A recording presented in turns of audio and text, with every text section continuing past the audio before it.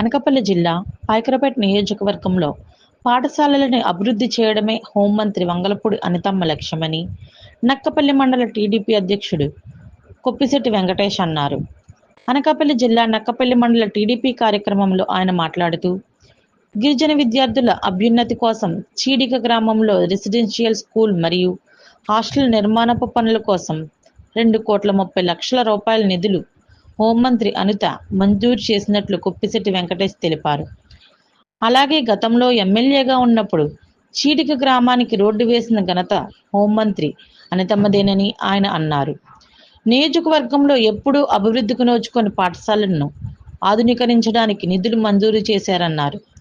నియోజకవర్గంలో ఉన్న పాఠశాలల ప్రహారీ గోడల నిర్మాణపు పనులు అనితమ్మ చేపడుతున్నారని, ముందస్తు చర్యలు చేపట్టి తాగునీటి ఎట్టడి లేకుండా చేశారన్నారు. నియోజకవర్గ ప్రజలు తరపున హోంమంత్రి అనితమ్మకు కృతజ్ఞతలు తెలియజేశామన్నారు.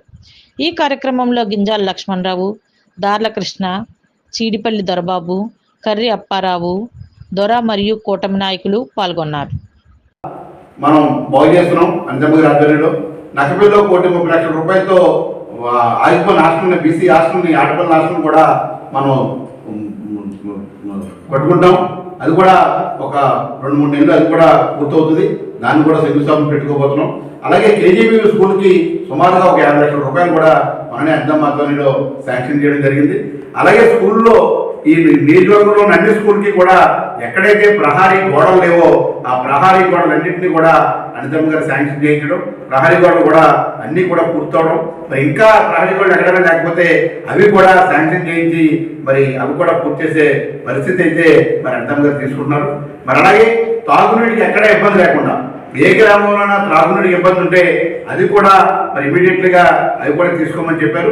మరి అక్కడి నుంచి ప్రతి మినిస్టర్ని కలిసి ఈ నియోజకవర్గాన్ని అభివృద్ధి చేయాలని ధ్యేయంతో ఆవిడ కష్టపడుతున్నారు.